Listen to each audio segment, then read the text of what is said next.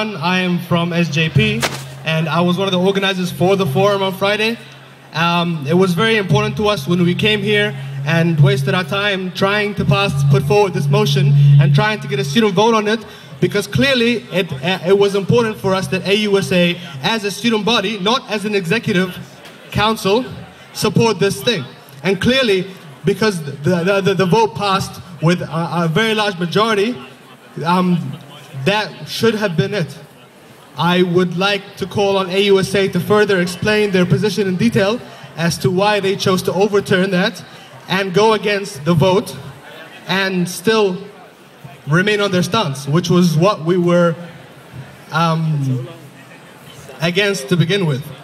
I mean, to stay on your exact same stance and not to further explain yourself isn't doing anything. That's completely contradicting the whole point of having a motion and having a student vote. So I'd like AUSA to explain their position further. Hi Mohamed, I think it's a very clear question and a very fair question.